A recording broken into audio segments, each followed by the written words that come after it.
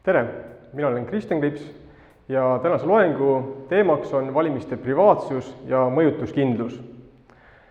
Tänane loeng on üldjoontes jagatud 4 suuremasse plokki. Loengu alguses ma teen ülevaate valimiste üldistest põhimõtetest ja valimistele rakenduvatest turvanõuetest. Siis ma liigun edasi pabervalimiste juurde, paberhääletamise juurde ja räägin sellest, et kuidas on tehnoloogia areng mõjutanud paberhääletamist. Edasi 3. ploki täidab ära niisugune huvitav dilemma mõjutuskindluse ja verifitseeritavuse või kontrollitavuse vahelise tasakaalu leidmise osas. Ja viimaseks osaks on Eesti e-hääletamise süsteemi ülevaade. Nüüd, kui rääkida üldiselt valimistest, siis turvanõuded, mis kehtivad valimistele ja hääletussüsteemidele, on laias laastus samad, sõltumata sellest, et missuguse valimissüsteemiga või missuguse hääletamissüsteemiga on tegemist. Et kui me vaatame, mis on tuntumad hääletamissüsteemid, mida maailmas kasutatakse, siis meil on olemas paberhääletamine jaoskonnas, meil on olemas postihääletamine, kus saadetakse valimissedel postiteenuse abil, siis on olemas jaoskonnas masinhääletamine, kus valija läheb jaoskonda ja teeb oma valiku valimismasina abil. Ja siis on meil olemas ka interneti teel hääletamine, ehk see, mida me kasutame ka Eestis. Ja kui nüüd rääkida nendest turvanõuetest, siis võiks aluseks võtta Eesti põhiseaduse paragrahvi 60. Ja nüüd see, mida te näete slaidil, need 5 omadust või nõuet, need pärinevad tegelikult, need kirjeldused selle juures, pärinevad põhiseaduse kommenteeritud väljaandest. Et laias laastus võib öelda, et valimised peavad olema vabad, ehk valija peab saama teha oma valiku vabalt ilma välise mõjutuseta. Siis valimised peavad olema üldised, ehk kõik valimisõiguslikud teovõimelised isikud peavad saama anda märku oma eelistusest, ehk peavad saama osaleda valimistel. Siis valimised peavad olema ühetaolised ja see tähendab seda, et kõigil valijatel on võrdne arv hääli ja valimisringkondades võiks ka valijate hääled olla enam-vähem ühesuguse kaaluga. Siis valimised on otsesed, ehk valija teeb oma valiku ise, mitte ei delegeeri seda kellelegi teisele. Mõnes riigis on ka see lubatud, et on võimalik oma häält delegeerida kellelegi teisele, kes hääletab sinu eest. Ja valimised peavad olema ka salajased, ehk hääletaja peab saama hääletada niimoodi, et tema valik ei lekiks, et keegi saaks teada, kuidas ta hääletas. Ja põhiseaduse kommenteeritud väljaandes on meil kirjas nii, et kas see fakt, et kas valija üldse käis hääletamas, võiks samuti olla salajane.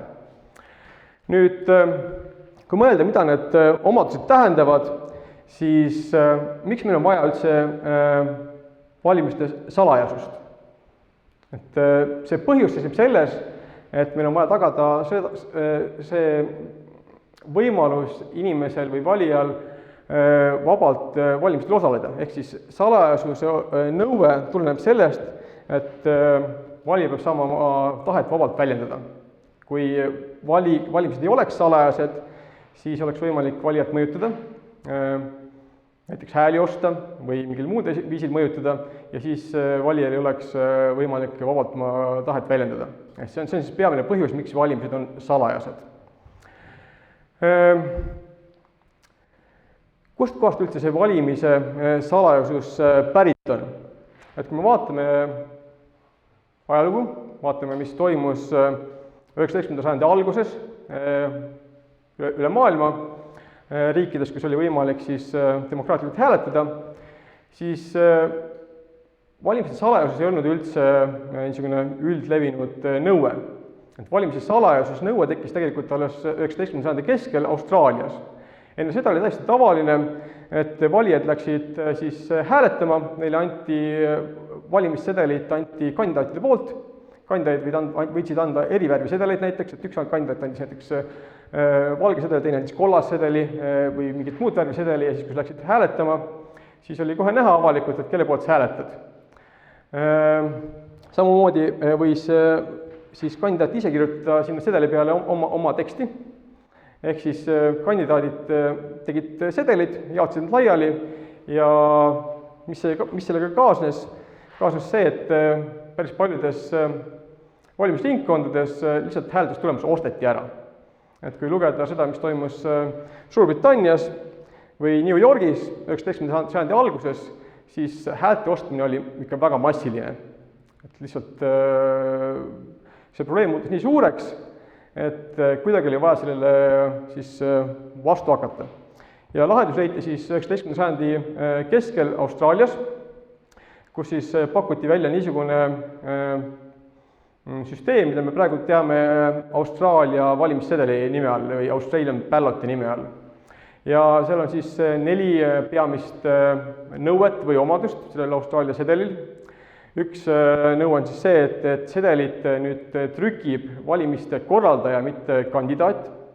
Ja et valimissedel sisaldab kõiki kandidaati siis numbreid, nimetusi, mis iganes kujul nad seal kirjas on. Ja et sedelid jagatakse valimisametnike poolt. Ja nüüd see, mis meid kõige rohkem võib-olla siin huvitab selle loengu kontekstis, on see, et valijad siis pidid täitma need sedelid privaatses keskkonnas, ehk siis valimiskabiinis. Kui mõtleme valimiskabiini peale, siis tegelikult see nõue, et valija saaks privaatses keskkonnas oma sedelit täita, tuligi Austraaliast tollel ajal. Ja see võimaldas siis hääletada ilma välise mõjutuseta ja lahti saada siis sellest häälte ostmise ja müümise probleemist. Huvitav on veel see, et kui me mõtleme nüüd tänapäeva peale, siis kas meil tegelikult on olemas täielik salajasus, kui me hääletame valimiskabiinis. Ja kui vaadata nüüd põhiseaduse kommenteeritud väljaannet, siis seal on kirjas, et seetõttu, et meil on olemas nutiseadmed, nutitelefonid, siis enam ei ole võimalik tagada valimiskabiinis valija või põhimõtteliselt hääle salajasust samal viisil, nagu see oli varem, enne seda, kui nutitelefone ei olnud. Et see on juba kirjas ka meil põhiseaduse kommenteeritud väljaandes. Ehk siis enam absoluutset hääle salajasust tagada valimiskabiinis ei ole võimalik, lihtsalt tehnoloogia arengu tõttu.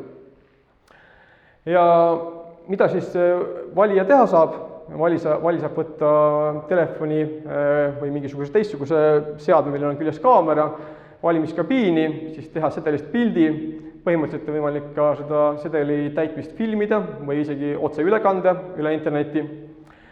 Ja seda takistada on väga keeruline, sest valija ei hakata ju jaoskonnas läbi otsima. Et võib öelda, et valimisjaoskonnas pole nutitelefoni kasutamine soovituslik, aga kuidas seda nõuet rakendada? Et mõnes riigis on nutitelefoni kasutamine keelatud jaoskonnas ja küsimus on selles, kuidas seda jõustada nüüd, seda nõuet, et kas seda päriselt saab jõustada või ei saa. Nüüd teadlased on mõelnud välja ka niisugusi eksootilisemaid meetodeid, mis võimaldaksid rikkuda siis hääle salajasust, et lihtsalt näidata, et asjad on võimalikud, sest teadlastel on vaja kirjutada artikleid ja selleks, et artikleid kirjutada, peavad leidma uusi meetodeid mingisuguse eesmärgi saavutamiseks ja siis näiteks teadlased on leidnud, et on võimalik paberi struktuuri järgi identifitseerida unikaalset paberilehte. Et paberilehel on sisemine unikaalne struktuur, kui paber läbi valgustada ja nüüd, kui me mõtleme selle peale, et valimissedelid on ka paberid tegelikult, siis sõltub sellest, missugune paber see on, mida me kasutame valimissedelite jaoks. Teatud olukorras võib-olla on samamoodi võimalik siis valimissedelit läbi valgustada, vaadata, missugune sedeli sisemine struktuur on ja siis selle läbi teada saada, et kas siis struktuur on unikaalne või mitte. Ja kui ta on unikaalne, siis saab ju anda valijatele järjekorras välja neid sedeleid ja pärast siis vaadata, et kuidas hääletas selle sama paberi sisemise struktuuri järgi. Kas see praktikas ka teostatav on muidugi küsitav, sest teadlane sai artikli kätte, tema ülesanne oli täidetud. Minul tegelikult oli sarnane olukord doktorantuuri käigus, oli mõte, et kas oleks võimalik kuidagi teisiti veel siis tuvastada, kuidas valimissedelit täidetakse. Et kas kuidagi mingil muul viisil oleks samuti võimalik siis hääle salajasust rikkuda, kasutades ära tehnoloogia arengut. Ja mõte oli vaadata, kuidas siis heli, mis tekib sedeli täitmisel, kuidas see siis lekitab infot sedelil olevate numbrite kohta.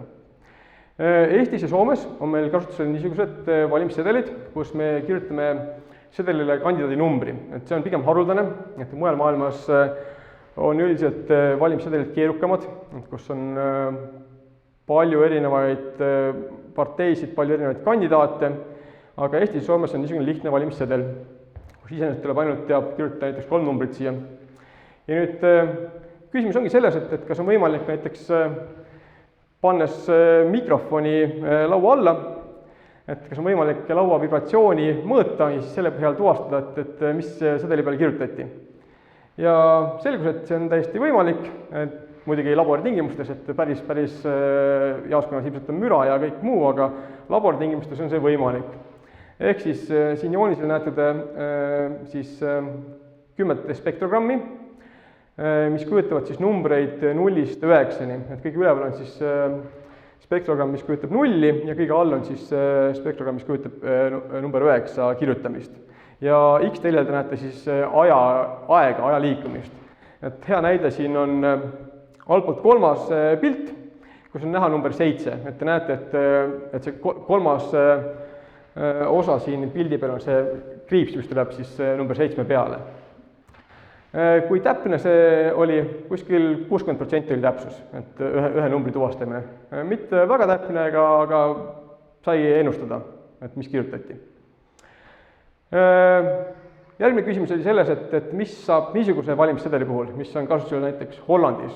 Saksamaal on enam-vähem sarnane valimissedel, kus on siis tulpades on parteid ja siis seal vastavalt siis on partei all on siis kandidaadid, nüüd ilusti üksteise all kirjas. Et juhul, kui nüüd on niisugune valimissedel kabiinis, et kas selle täitmise korral võib samamoodi midagi lekkida siis selle sedeli sisu kohta. Ja kui eelmise eksperimendi käigus oli kasutusel 1 mikrofon, siis järgmise eksperimendi jaoks kasutasime 4 mikrofoni, mille me paigutasime siis laua nurkadesse, laua alla. Ja siis see joonis näitab siis vigade osakaalu, et iga siis tumedam laik näitab siis suuremat viga, et mida heledam on, seda väiksem viga oli. Ja see põhimõtteliselt näitab siis koordinaate laua peal. Ja kuskil suurusjärgus 89% oli see täpsus, et sai üpris täpselt teada, kus kohas siis märge tehti, ehk siis sedeli peale tuli lihtsalt teha väikene linnuke või ristikene. Nüüd, kas see meetod on mingil viisil praktiline? Ma ütleks, et pigem ei ole, et see lihtsalt illustreerib seda, et tehnoloogia arenguga on võimalik siis teoorias hääle salajasust rikkuda, et me peame kontrollima siis rohkem ja me peame siis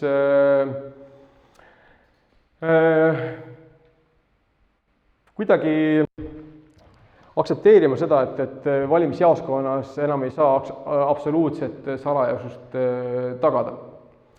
Nüüd, kui mõelda internetihääletussüsteemide peale, et siis kuidas seal tagatakse siis valija mõjutuskindlust ja seeläbi siis valimisvabadust. Et seal on laias laastus 2 võimalust selle tegemiseks. Üks variant on siis andav korduvhääl ja teine variant on siis võimalus anda siis kehtetu hääl. Me vaatasime teadustöö raames tervet hunnikut erinevaid internetihääletussüsteeme, mida teadlased on välja pakkunud üle maailma. Ja laias laastus on 2 valikut siis selle mõjutuskindluse saavutamiseks. Nüüd, kuidas seda täpsemalt tehakse? Üks variant on siis see, et saate korduvhääletada, see on see, mida me Eestis kasutame, et kui keegi mõjutab teid, ütleb, et ma tahan su häält osta, siis hiljem on võimalik ümber hääletada, kas siis elektrooniliselt või paberil. mõned teadlased on pakkunud välja niisuguse idee, et selleks, et siis vältida mõjutust, võiks siis anda valijale näiteks 10 erinevat parooli, millest ainult ühega saab hääletada ja 9 tükki on siis need nimetatud võltsparoolid, mille abil siis saab anda ainult hääle, mis ei lähe arvesse. Teoorias saab niisugusi süsteeme ehitada, aga kui mõelda nüüd praktika peale, et kui see hääletamissüsteem nõuab siis valijalt seda, et ta jätab meelde 10 erinevat parooli või PIN-koodi ja et ta sisestab õige PIN-koodi hääletades ja ei aja neid segamini, sest muidu tema hääl ei lähe arvesse, siis see on päris suur eeldus valija käitumisele, et valija ei aja neid segamini kogemata. Või kuidas üldse need nimetatud paroolid siis valijani toimetada, et osad skeemid siis pakkusid välja, et valijad võiksid tulla siis füüsiliselt kohale ja siis panna need paroolid spetsiaalselt turvatud keskkonnas siis kirja paberi peal ja seejärel siis tuleb neid kuidagi kaitsta, et mõjutaja seda neid kätte ei saa. Kokkuvõttes analüüsi tulemuseks oli see, et kui tahta ehitada internethääletussüsteemi, mida oleks võimalik praktikas kasutada tavainimesel, siis ainukene mõjutust, kindlust tagav meede oli siis korduvhääletamine, kõik teised olid liiga keerukad, mida lihtsalt praktikas on väga raske rakendada tavainimesel. Kui nüüd rääkida turvanõuetest üldisemalt, rääkida mitte ainult mõjutuskindlusest, vaid ka verifitseeritavusest, auditeeritavusest, kontrollitavusest, ehk siis kuidas tagada seda, et valimised oleksid ühetaolised, et igal valijal oleks üks hääl, siis internethääletussüsteemides saab ehitada seda kontrollmehhanismi üles niiviisi, et tegelikult kõik on täiesti kontrollitav. Et krüptograafiliselt seda teha on üpris lihtne. Nüüd ongi küsimus selles, et kuidas siis ehitada üles kontrollmehhanismid, mis tagavad ka mõjutuskindlust. Sest kui ma ehitan süsteemi või keegi ehitab süsteemi, kus on võimalik krüptograafiliselt tõestada, kuidas ma hääletasin ja kuidas hääl arvesse läks, siis seda saab kasutada tõendina selleks, et häält müüa. Või keegi saab küsida mult, et anna mulle tõed selle kohta, missugune su hääl oli, mis arvesse läks, ja siis on võimalik mind mõjutada selle abil. Et kuidas ehitada süsteem, kus korraga on olemas siis mõjutuskindlus, et ma saaksin vabalt hääletada, vastavalt oma vabale tahtele, ja kuidas samal ajal siis tagada seda, et oleks tagatud siis ühetaolisus, et igal valijal on üks hääl, ja et kõik hääled, mis anti, et need lähevad arvesse lugemisel. Et ei lisata hääli, ei muudeta hääli, et kuidas seda kõike tagada. Ja kokkuvõttes teadlased on välja pakkunud siis 3 kontrollmehhanismi. Nende jaoks eestikeelset terminit kahjuks ei leidu, sellepärast on nad siin slaidide peal inglise keeles. Need 3 kontrollmehhanismi on siis cast as intended, ehk siis võimalus kontrollida, et valija siis arvuti või tarkvara, mille abil siis häält antakse, et see tarkvara kodeerib siis hääle korrektselt, ehk siis hääl läheb korrektselt tarkvarast kirja, et tarkvara ei muuda seda häält. Siis teine kontrollmehhanism on siis niisugune, mida nimetatakse recorded as cast. See siis tagab selle, et valija saab ise kontrollida, et tema poolt antud hääl jõudis valimissüsteemi kohale ja see salvestati seal.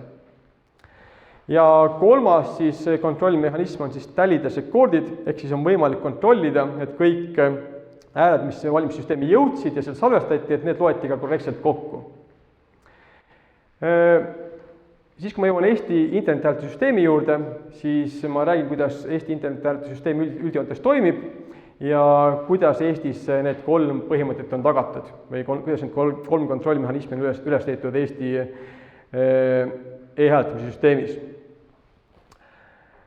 Kui rääkida nüüd e-hääletamisest või elektroonilisest hääletamisest, siis tegelikult seda kasutatakse üle maailma päris palju. Aga see pilt, mida te siin slaidi peal näete, see kujutab nii masinhääletamist kui internethääletamist. Et väga paljudes riikides kasutatakse valimismasinaid, sest kui on ikka 10 ja 100 miljoneid valijaid, siis pabersedelite kokkulugemine on päris keeruline ülesanne.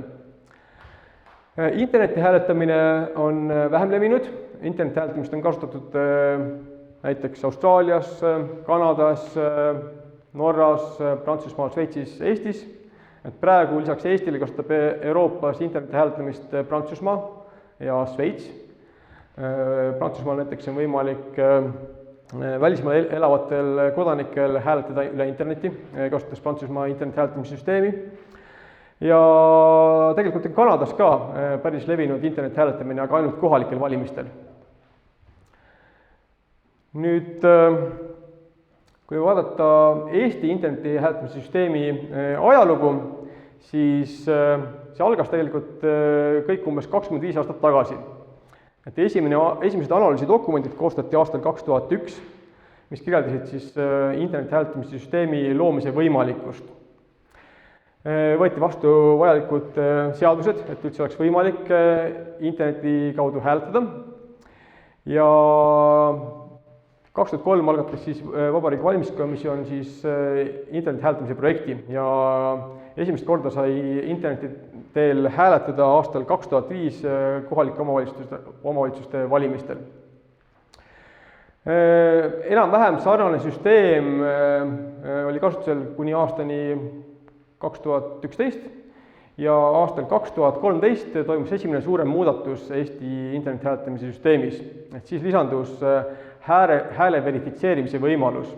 Et kui ma ennem rääkisin sellest, et on olemas 3 tüüpi siis kontrollmeetmeid laias laastus, mida siis rahvusvaheline teaduskogukond on kokku leppinud, siis aastal 2013 lisati Eesti interneti hääletamise süsteemi siis valijale võimalus kontrollida, et tema hääl kodeeriti siis tarkvara poolt korrektselt ja et see jõudis korrektsel kujul siis valimissüsteemi serveritesse kohale ja see salvestati seal. Ehk siis, kui me vaatame tagasi, siis need olid cashless intendid ja recordides cast siis need kontrollmeetmed. Et need on meil olemas siis alates aastast 2013. Ja kuidas see teostati? Selle jaoks siis pakuti valijale nutitelefoni kontrollrakendust. Et kui valija teeb oma valiku arvuti abil, siis on vaja teist seadet, mis oleks sõltumatu ja selleks kasutati siis nutitelefoni. Ja nutitelefoni jaoks oli olemas siis kontrollrakendus, mille abil sai siis kontrollida seda häält, mis anti arvuti abil. Nüüd aastal 2017 toimus järgmine suurem muudatus Eesti interneti hääletamise süsteemis. Siis täiendati serveri poole auditeeritavust, et seda oleks paremini krüptograafiliselt võimalik teha. Ehk siis, kui me vaatame tagasi nüüd neid 3 kontrollimehhanismi, siis nüüd lisati see tallied as recorded kontrollitavus. Ehk siis on võimalik krüptograafiliselt kontrollida audiitoril, et kõik hääled, mis jõudsid valimissüsteemi, need loeti korrektselt kokku. Ja viimane suurem muudatus toimus aastal 2021, kui võeti kasutusele uus valimiste infosüsteem VIS3, mis siis võimaldas siis kasutada nii paberhääletamise kui interneti hääletamise jaoks sama siis infosüsteemi. Ehk siis enne seda, võib-olla mäletate, kui te läksite jaoskonda hääletama, siis olid seal suured niisugused kaustad, kus siis valija pidi minema oma allkirja andma, et valijate nimekirju hallati siis niisuguste paberkaustade abil ja alates aastast 2021 sai siis üle minna siis infosüsteemile, et mille abil siis hallati valijate nimekirja. Ja see andis siis ka võimaluse interneti hääletajal minna valimispäeval ehk siis pühapäeva õhtul või pühapäeval siis jaoskonda valima ja anda siis paberhääl, mis siis kirjutas üle siis interneti hääle. Et varasemalt seda valimispäeval teha ei saanud, kuna lihtsalt ei olnud ühtset infosüsteemi, mis seoks ära siis paberhääled ja interneti hääled. Nüüd enne kui ma saan edasi liikuda selleni, et rääkida, kuidas Eesti interneti hääletamise süsteem toimib, siis ma pean tegema lühiülevaate sellest, et mis asi on krüptograafia või vähemalt lühiülevaate sellest, et mis asi on avaliku võtme krüptograafia. Ilma selleta ei ole võimalik aru saada, et kuidas meie kontrollmehhanismid töötavad ja erinevad turvamehhanismid. Üldjoontes võib öelda, et meil on olemas 2 tüüpi krüpteerimisalgoritme. On olemas sümmeetrilised krüpteerimisalgoritmid, kus siis on olemas üks võti, mida kasutatakse siis andmete siis konfidentsiaalsuse tagamiseks. Ehk siis kujutage ette või võtame näiteks lihtsa näite, teil on olemas nutitelefon, tahate, et nutitelefon oleks krüpteeritud, et kui keegi teil nutitelefoni ära varastab, et siis ta ei saaks selle sisu lugeda. Et seal on kasutusel siis sümmeetriline krüpteerimine, kus on siis sümmeetriline krüpteerimise algoritm ja üks võti, mis seda kaitseb.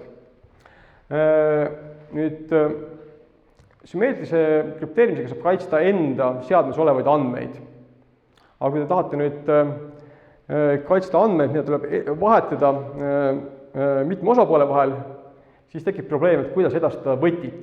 Et meil on olemas siis krüptovõti, mis siis tagab konfidentsiaalsuse, et kõik algoritmide kirjeldused on avalikud tänapäeval, standardiseeritud, et te võite minna ja lugeda standardist, kuidas algoritm töötab, et kõik see on avalik. Et konfidentsiaalsus on tagatud läbi selle, et võti on kaitstud ja võti ei leki. Ja kui nüüd te tahate suhelda mitme osapoole vahel, kujutame ette, et te tahate näiteks internetipanka sisse logida, et kuidas siis kaitsta seda sidekanalit, et kuidas luua kaitstud või turvatud sideühendus. Ja selgub, et sümmeetrilise krüptograafia või sümmeetrilise krüpteerimise abil seda teha ei saa, sest me ei oska kuidagi võtit vahetada.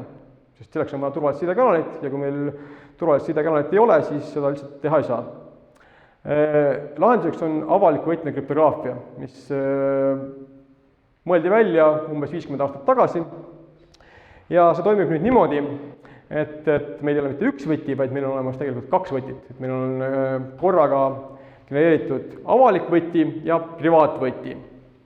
Et üldiselt, kui me räägime krüptosüsteemidest, siis krüptosüsteem koosneb kolmest osast.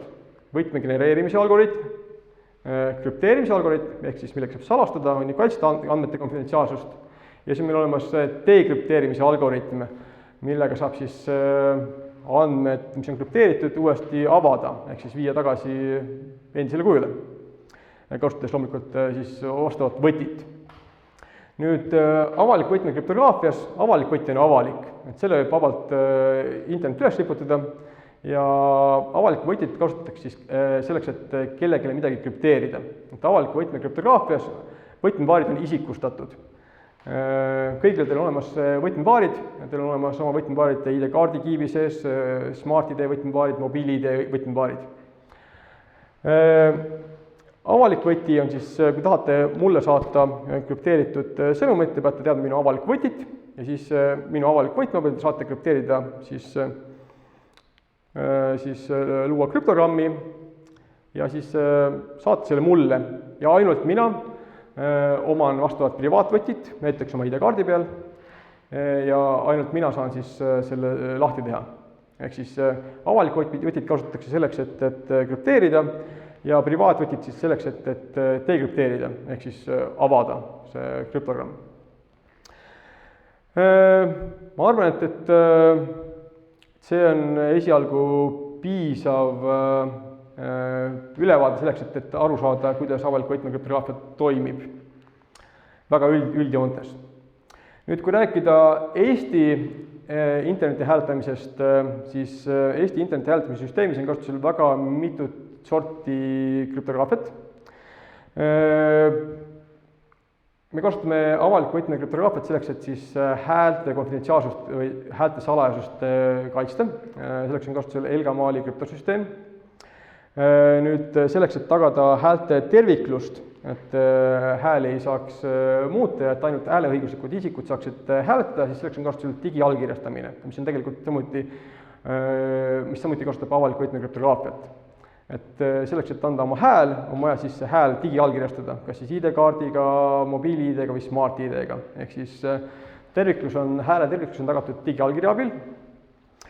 Nüüd selleks, et kaitsta siis valimiste privaatvõtit, et valimistel on samamoodi kasutusel siis avalik võti ja privaatvõti.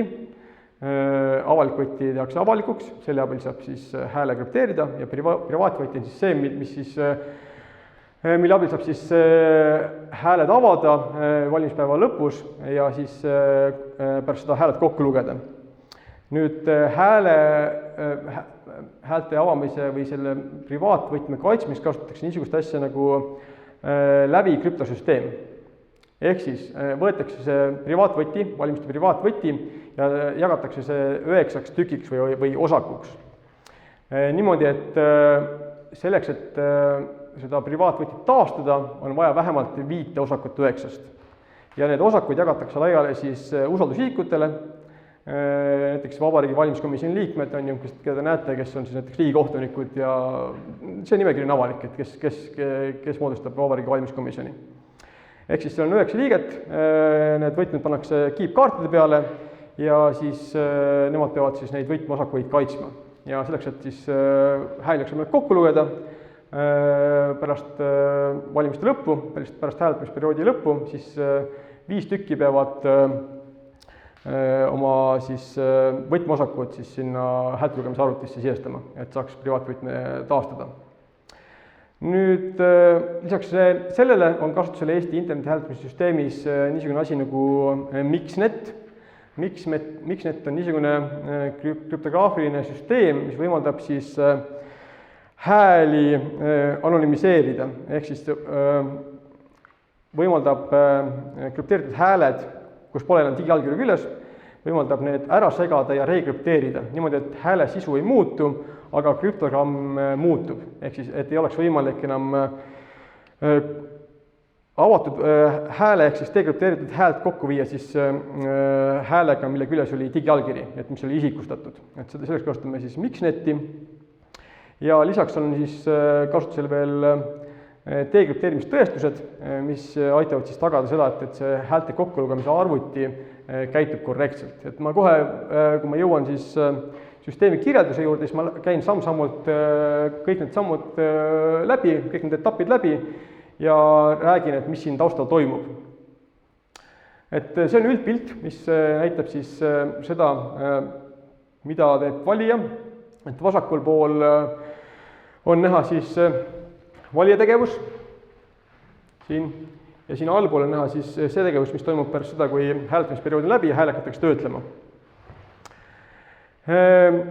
Kokkuvõttes võib siis interneti hääletamise jagada siis 3 perioodiks, et on hääletamisele või valimistele eelnev periood, kus tuleb siis kõik need süsteemid üles seada, tuleb serverid käivitada, need testida, tuleb teha turvatestimine ära, tuleb genereerida valimiste võtmepaar, jagada see siis osadeks, anda need siis võtmehalduritele, siis tuleb avalik võti avaldada ja tuleb valijarakendus, ehk siis see tarkvara, mille abil siis antakse hääl, see tuleb siis valmis teha ja siis valimiste alguses siis valimiste veebilehe kaudu siis avalikustada.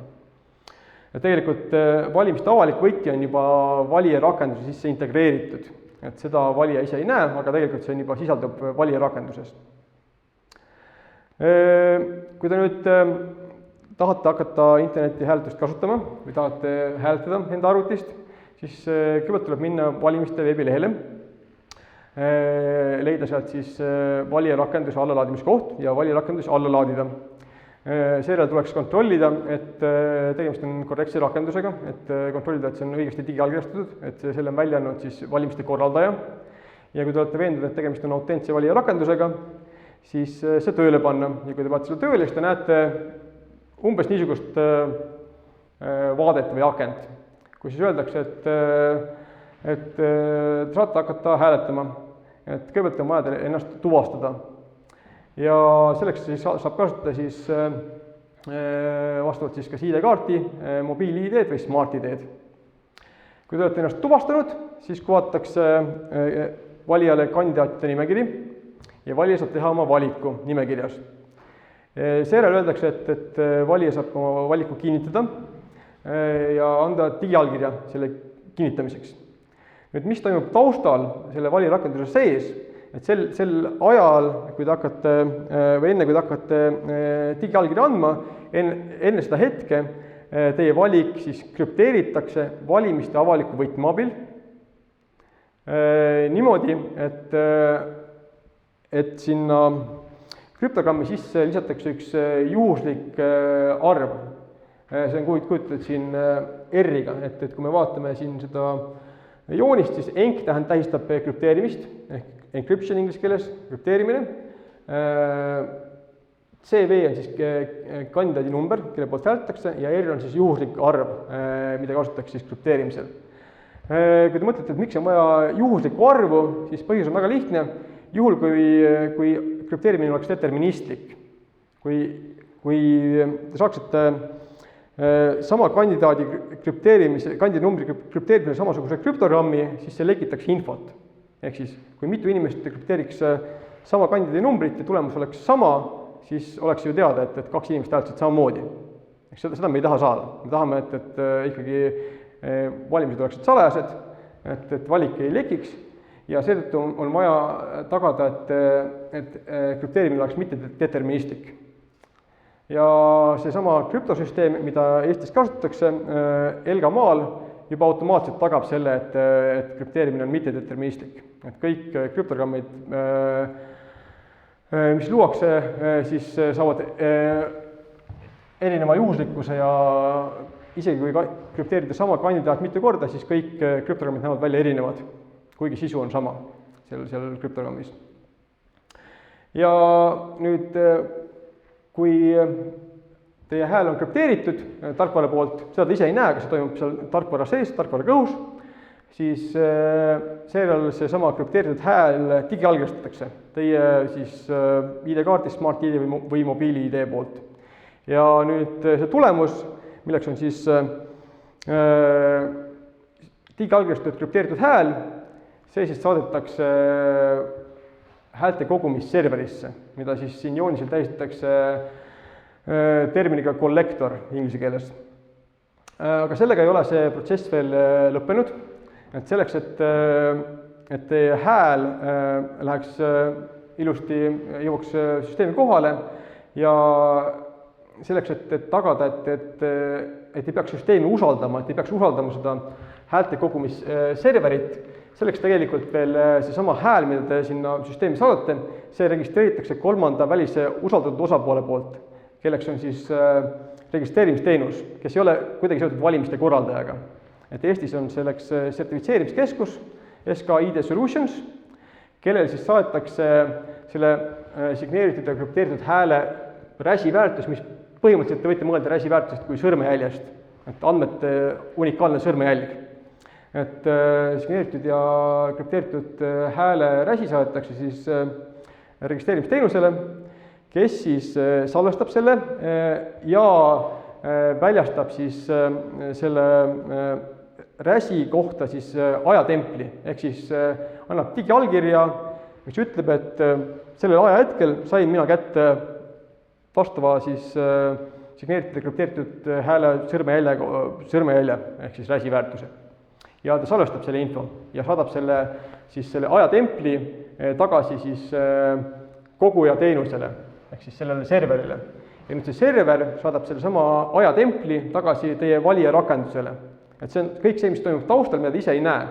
Ja siis valija rakendus kontrollib, et kas see ajatempel jõudis kohale ja kui ta jõudis kohale, ehk siis see hääl on jõudnud mitte ainult valimissüsteemi serverisse, vaid ka see hääl on registreeritud välise osapoole poolt ehk registreerimisteenuse poolt, siis teie valija rakendus ütleb, et teie valik jõudis edukalt kohale, et kui te tahate, siis te saate häält nüüd kontrollida või verifitseerida. Ja seejärel siis kuvatakse teile umbes niisugune QR-kood ja selle QR-koodi sees on kaks huvitavat asja. Üks on siis viide sellele, seansi viide, mille abil saab siis selle signeeritud ja krüpteeritud hääle sealt koguja teenust alla laadida oma telefoni verifitseerimisrakendusse. Ja teine siis asi, mis selle QR-koodi sisse on pandud või kodeeritud, on siis seesama krüpteerimise juhuslikkus, ehk siis juhuslikkus, mida kasutati siis hääle siis krüpteerimiseks. Nüüd valija nutitelefonis olev kontrollrakendus kasutab siis seda seansi identifikaatorit selleks, et siis alla laadida valijate nimekiri, signeeritud ja krüpteeritud hääl ja siis see ajatempel, mille siis see kolmas osapool, väline osapool andis selle kohta, et see hääl on siis jõudnud temani, et see on siis valija valimissüsteemi jõudnud, see teie hääl. Nüüd, mida see kontrollrakendus teeb? Kontrollrakendus kõigepealt näitab teile, et tegemist on teie häälega, ehk siis näitab teie nime, et põhimõtteliselt ta kontrollib teie digiallkirja, et kui teie digiallkiri on korrektselt antud, siis ta kuvab teile teie nime, et teie andsite selle hääle, siis ta ütleb teile, et kas te tahate oma hääle sisu näha. Ja siis kuvatakse, kui te tahate, siis kuvatakse teile teie hääle sisu, ehk kelle poolt te hääletasite. Ja kuidas see võimalik on, et on võimalik hääle sisu vaadata? Seal on väga lihtne trikk, et verifitseerimisrakendus ei saa omada valimiste privaatvõtit. Selle peal ta ei saa seda krüpteeritud häält avada. Aga selgub, et kui teil on olemas krüpteerimiseks kasutatud juhuslik väärtus R, siis mida saab teha? Näiteks saab võtta kõik kandidaadi numbrid, et ütleme, et meil on kandidaadid 1–10, et meil on 10 kandidaati valimistel, ja ma kasutan nüüd siis krüpteerimise algoritmi, valimiste avalikku võtit, mis on avalik, ja ma kasutan siis kandidaati 001, panen sinna krüpteerimise algoritmi selle juhusliku väärtuse R sisse, ja ma krüpteerin selle ära. Ja ma vaatan, et mis see krüptogramm tuli. Ja nüüd ma võrdlen, kas see krüptogramm, mis tuli, kas see on siis võrdne selle krüptogrammiga, mis ma sain sealt serverist. Kui on võrdne, järelikult on see minu krüpteeritud hääl. Kui ei ole, siis ma lähen edasi. Võtan kandidaadi 002, võtan valimiste avaliku võtme, võtan selle sama juhusliku väärtuse R ja krüpteerin selle valiku ära. Saan krüptogrammi, vaatan, kas see võrdub selle krüptogrammiga, mis ma sain serverist tagasi. Kui võrdub, siis ma hääletasin 002 poolt, kui võrdu, jätkan, võtan 003. Ja niimoodi ma käin siis kõik kandidaadi numbrid läbi ja ma saan teada lõpuks, et kelle poolt ma hääletasin. Ja seda on võimalik teha ainult tänu sellele, et mul on olemas seesama krüpteerimisel kasutatud juhuslik väärtus R. Nüüd, selle pealt saab avada ainult enda hääle. Ja see juhuslik väärtus asub ainult teie enda arvutis, et selle genereeris teie valija rakendus ja see on kodeeritud siis siia QR-koodi sisse. Ehk siis teie kontrollrakendus teie nutitelefonis saab selle juhuslik väärtus teada ainult läbi selle QR-koodi, lugedes seda läbi kaamera. Nii, nüüd kui te olete oma hääle ära kontrollinud, see on muide vabatahtlik tegevus, et soovitan kontrollida kõigil, aga see ei ole kohustuslik. Nüüd kui valija on oma valiku ära kontrollinud, siis valijapoolsed tegevused tegelikult saavad nüüd läbi. Et valija on seeläbi kontrollinud, et tema arvutis pandi hääl korrektselt kokku, krüpteeriti korrektselt, keegi ei muutnud seda häält ja see hääl, mis nüüd korrektselt kokku pandi, see jõudis ka õigel kujul valimiste süsteemi serverisse, koguja serverisse ja see sama hääl tegelikult registreeriti ka ära kolmanda osapoole poolt, ehk siis välise osapoole poolt. Ehk siis me ei pea usaldama ainult valimiste korraldajat, vaid see sama hääl tegelikult registreeriti ära ka siis usaldusteenuse pakkuja poolt. Ja nüüd valija rohkem midagi ise kontrollida ei saa. Nüüd edasi aeg liigub nii kaugele, et hääletamisperiood saab läbi. Paberhääletajad jaoskonnas lõpetavad oma tegevuse, viimast paberil hääletajad võib-olla kuskil 8:30 lahkuvad jaoskonnast ja pärast seda siis saavad jaoskonna töötajad allkirjastada protokollid ja siis saata need siis läbi siis valimiste infosüsteemi, saata need valimiste infosüsteemi. Ja kui kõik jaoskonnad on oma protokollid edastanud, siis saab hakata tegelema internetihäälte töötlemisega või e-häälte töötlemisega. Nüüd, mis esimesena tehakse?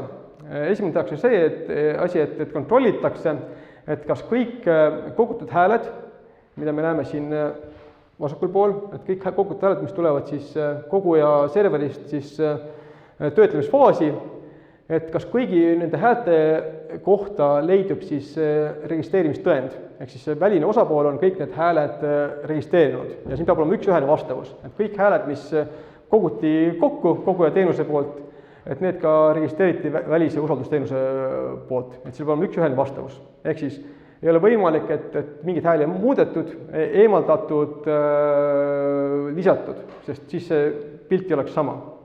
Ja hääled on valijate poolt digiallkirjastatud, ehk siis hääli lisada selles mõttes ei saa, et selleks, et hääli lisada, on vaja kellegi digiallkirja. Ja RAS-i väärtus on iga hääle kohta unikaalne, mis sealt tuleb, sealt registreerimisteenuse poolt. Ehk siis audiitor kontrollib ja valimiste korraldaja kontrollib, et siin on meil ühtne vaade, ehk siis kõik hääled, mis jõudsid süsteemi, jõuavad ka töötlemisfaasi. Nüüd toimub siis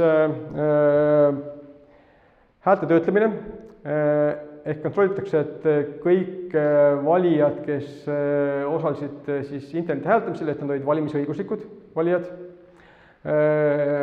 Seejärel kontrollitakse või seejärel eemaldatakse siis need hääled, mis siis hääletati üle, et kui inimene läks paber hääletama, siis paberhääl on ülimuslik, ehk siis paberhääl automaatselt tühistab kõik selle sama valija poolt antud internetihääled. Ja kui valija ei läinud paber hääletama ja ta hääletas mitu korda siis oma valijarakendusega enda arvutist, siis arvesse läheb viimasena antud hääl. Ehk siis kõik eelnevad hääled lähevad siis tühistamisele. Ehk siis see toimub nüüd siin etapis, häälte töötlemise etapis. Et kõik need hääled, mis edasi ei liigu, need eemaldatakse siin kohas. Ja siis selle töötlemisfaasi lõpuks jõutakse olukorda, kus alles on siis ainult viimasena antud hääled. Ja seejärel tuleb siis hääled anonüümida, et tagada valimiste salajasus. Kõigepealt eemaldatakse häältelt, krüpteeritud häältelt eemaldatakse digiallkirjad ja seejärel kasutatakse nüüd sedasama miksimisrakendust või Mixneti, millest ma eelnevalt rääkisin. Ja mida see miksimisrakendus teeb? Miksimisrakendus võtab siis nüüd krüptogrammid ehk siis krüpteeritud hääled, millel pole digiallkirja küljes. Ta segab need ära, ehk muudab nende järjekorra ära ja nüüd rekrüpteerib need, ehk siis põhimõtteliselt muudetakse selle protsessi käigus siis hääle krüptogrammis olevat seda juhuslikku väärtust R. Et seda saab teha tänu selle, et meil on olemas Elgamali krüptosüsteem, mis on teatud homomorfsete omadustega, et heade matemaatiliste omadustega. Et tänu nendele matemaatilistele omadustele praktiliselt kõik tänapäevased interneti hääletamissüsteemid, mida maailmas kasutatakse, kasutavad Elgamali. Et lihtsalt teised krüptosüsteemid ei oma seda head matemaatilist omadust. Ehk siis põhimõtteliselt me saame võtta krüpteeritud hääled ja siis neid korrutada näiteks krüpteeritud väärtusega number 1. Ehk siis, mis ei muuda hääle sisu, et kui me korrutame näiteks numbri 5 1-ga, siis tegemist 5 korda 1 on 5. Aga see juhuslik väärtus, mida see krüptogrammis kasutati, see muutub. Ja kogu selle miksimise eesmärgiks on siis muuta võimatuks see, et kui hiljem nüüd need krüpteeritud hääled siis avatakse või dekrüpteeritakse, et ei oleks võimalik siis tagasi viidata digiallkirjale ja isikule, kes selle sama hääle andis.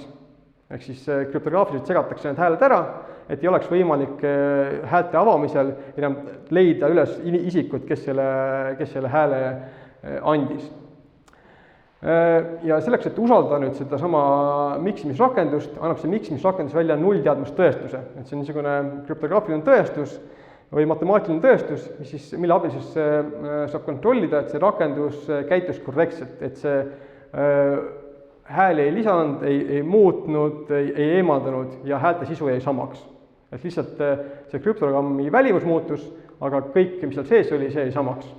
Et seda tagab siis seesama tõestus, mida see asi annab välja. Ja seejärel, kui nüüd hääled on Mixnetist läbi käinud, siis kirjutatakse need anonüümsed krüptogrammid DVD-plaadi peale ja viiakse need DVD-plaadil siis arvutisse, kus siis hääled avatakse ja kokku loetakse. Et see arvuti on õhk eraldatud, ehk seal ei ole internetitõendust ega muid võrguühendusi. Ja mis edasi saab? edasi saab siis see, et nüüd tulevad võtmehaldurid, ehk siis näiteks Vabariigi Valimiskomisjoni liikmed võtavad oma kiipkaardid, ühendavad need siis selle arvutiga, vähemalt viit võtmehaldurit on vaja, muidu võtit taastada ei saa, et kui 4 tükki on, siis see ei anna mitte mingisugust tulemust, et siis mitte mingit infot hääle kohta ei ole krüptograafiliselt, et on vaja vähemalt lävendit ja lävendiks on 5. Et kui 5 tükki on olemas, 5 võtmetükki, siis saab võtme kokku panna, 4-ga midagi teha ei saa. Võti taastatakse selles arvutis ja siis seesama arvuti nüüd avab need anonüümselt krüpteeritud hääled. Aga selleks, et me ei peaks usaldama seda arvutit, siis iga hääle siis dekrüpteerimise juures või iga hääle avamise juures antakse ka dekrüpteerimise tõestus. Ehk siis iga hääl, mis tuleb sealt masinast välja, selle kohta on olemas matemaatiline tõestus, mis ütleb, et see hääl, mis tuli välja, on tulnud siis sellest krüptogrammist, mis läks sinna masinasse sisse. Ehk siis kokkuvõttes, kui meil on 300 000 häält, siis tuleb 300 000 dekrüpteerimistõestust, mis antakse siis sealt välja koos häältega. Ja kui nüüd mõtleme, mida siis saab auditeerida, mida audiitor teha saab, siis hakkame liikuma tagantpoolt ettepoole. Audiitor saab võtta nüüd valimistulemuse ehk siis dekrüpteeritud hääled ja saab kontrollida nüüd neid dekrüpteerimistõestusi siin ja selle abil tõestada, et kõik tulemused, mis tulid sellest masinast välja, mis avati, et need põhiliselt sellele sisendil, mis sinna masinast sisse läks. Et me ei pea tegelikult seda kasti usaldama, sest meil on krüptograafiline tõestus, matemaatiline tõestus selle kohta. Edasi, mida saab matemaatiliselt tõestada, on see, et kõik need hääled, mis jõudsid siia dekrüpteerimisfaasi, et need miksiti korrektselt, ehk siis need segati anonüümiti korrektselt selle miksneti poolt, kuna selle kohta on ka olemas nullteadmistõestus, mis matemaatiliselt näitab, et see protsess töötas korrektselt. Ja siis me jõuame tagasi siis töötamisfaasi, kus võeti siis digiallkirjad küljest ära, siis saab vaata, et kõik hääled, mis jõudsid siis sinna miksimisfaasi, et need olid siis registreeritud kolmanda osapoole poolt, ehk siis usaldatud osapoole poolt ja samamoodi ka kokku kogutud. Ehk siis seal ei olnud mitte mingisuguseid erisusi, et kõik hääled, mis jõudsid süsteemi, need jõudsid ka töötlemisele. Ja niiviisi tegelikult audiitor saab kontrollida tagantpoolt ettepoole liikudes, et süsteemis pole mitte ühtegi häält muudetud, lisatud ja eemaldatud.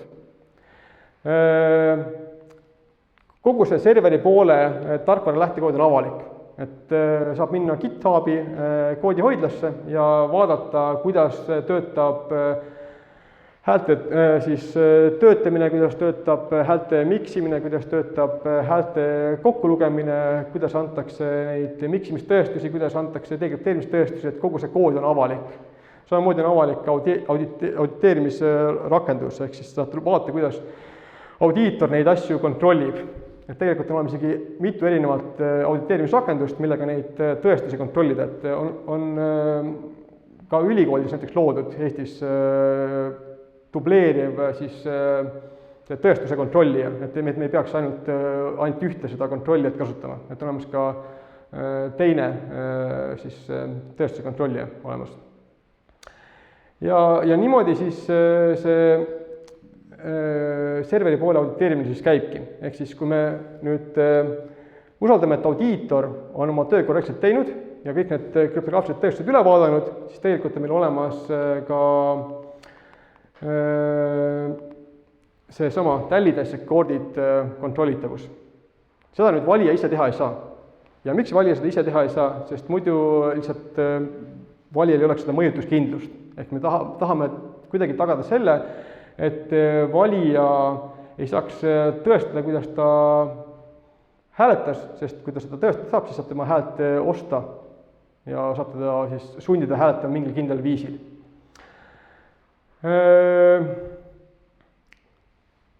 Nüüd, keda või mida me peame usaldama Eesti internethääletamissüsteemis? Et kõigepealt, nii nagu ma ütlesin, me peame usaldama audiitoreid, et kõik on kontrollitav, aga seda saavad teha audiitorid, sest siin kohas on tegemist isikuandmetega, et hääled, kus on digiallkirjad küljes, seal on näha, et kes valimistel osales kõigepealt. Ja samuti on näha seal, et mitu korda inimene hääletas, et kui keegi tahab valijat mõjutada ja igaüks saaks minna ja kontrollida seda, et mitu korda inimene hääletas, siis oleks võimalik tuvastada, et kas inimene käis näiteks paberhäälega üle hääletamas või mitte. Ja kui on võimalik igaühel kontrollida, et kas inimene käis paberhäälega üle hääletamas või mitte, siis oleks võimalik ju teda mõjutada, et sundida käituma ühel või teisel viisil. Ehk siis see on peamine põhjus, miks see auditeerimine keerukas on. Et kui meil seda probleemi siin ei oleks, siis tegelikult oleks see kontrollimine ka palju lihtsam. Lisaks audiitoritele tuleb siis usaldada riiklikku elektroonilist identiteeti, ehk siis ID-kaarte ja kõike muud sellist, avaliku võtma infrastruktuuri ehk siis PKI-d. Rahvastikuregister on oluline, sest tegelikult valijate nimekirjad tulevad rahvastikuregistrist. Ja häälete arvutit tuleb ka mingil määral usaldada. Et isegi kui saame kontrollida terviklust, siis jällegi hääle konfidentsiaalsus, et kuidas tagada see, et häälete arvuti on kahjurvara vaba, et seda kui absoluutselt tagada väga keeruline, samamoodi nagu absoluutselt tagada väga keeruline seda, et valimiskabiinis keegi midagi ei salvesta. Ja juhul, kui me oleks võtnud kasutusele M-hääletamise või mobiilihääletamise, siis oleks pidanud usaldama mingil määral siis seda rakenduse levituskanalit, ehk siis rakenduse poode. Nüüd, kui mõelda selle peale, et kuidas saaks põhimõtteliselt muuta seda tasakaalupunkti mõjutuskindluse ja siis kontrollitavuse või verifitseeritavuse vahel, siis neid valikukohti on päris palju. Et see ongi küsimus, et kuhu poole me tahame liikuda, kas me tahame lisada kontrollitavust, mis iseenesest on täiesti tehtav. Lihtsalt, et kui me lisame kontrollitavust, siis väheneb siis mingil määral hääle salajasus ja mõjutuskindlus. Et üks lihtne viis, kuidas oleks võimalik tagada natuke rohkem kontrollitavust, on see, et valijale võiks saata näiteks teavitus selle kohta, et ta on hääletanud. Et mitte midagi öelda selle kohta, kuidas ta hääletas, kelle poolt hääletas, aga lihtsalt saata teavitus valijale, et sa oled hääletanud. Kas siis e-mailiga, kas eesti.ee kaudu, kas riigi äpi kaudu, et lihtsalt saata valijale teavitus. Kui tahta tagada siis väga usaldusväärset hääletamisseadet, kust kindlasti hääl ei leki, siis oleks vaja luua eraldi riistvara selle jaoks, mis oleks väga kallis, et mõned teadlased on selle peale mõelnud, aga praktikas ma ei tea ühtegi riiki, kus interneti hääletamisel kasutatakse mingit eraldi riistvara, et kõik kasutavad ikkagi enda arvutit ja kas eraldi siis valijarakendust või siis veebirakendust, mille abil saab siis häält anda. Ja kolmas variant oleks siis täiesti luua uus hääletamissüsteem, kus siis fookus oleks just kontrollitavusel ja verifitseeritavusel ja siis, mis siis mingil määral vähendaks siis mõjutuskindlust. Aga see jällegi vajaks ühiskondlikku debatti, et kas me oleme nõus aktsepteerima seda, et hääle salajasus ei ole absoluutne, et see mingil määral väheneb ja kui me selle arvelt saame siis kontrollida, kuidas meie hääl siis lõpptulemus arvesse läks. Ja juhul, kui see ühiskondlik debatt on siis peetud, siis vajaks see ka seadusandlikku alust, et juristid peavad otsustama, juristid ja poliitikud, et kas see on vastuvõetav, kas see läheb üldse põhiseadusega, kas see on põhiseadusega kooskõlas. Ja juhul, kui isegi see oleks tehtud, siis oleks vaja arendada välja kogu see tehnoloogiline pool, ehk siis arendada välja krüptoprotokollid, uued krüptoprotokollid, see kõik programmeerida ja kokkuvõttes on see päris keeruline ja aeganõudev töö, et teoorias võimalik, aga vajaks ühiskondlikku debatti. Ja kokkuvõttes jah, otsustuse koht on juriidiline. Aga sellega ma andsingi ülevaate sellest, kuidas Eestis internethääletussüsteem töötab ja kuidas siis on leitud Eestis tasakaalupunkt siis auditeeritavuse ja valija mõjutuskindluse vahel. Tänan!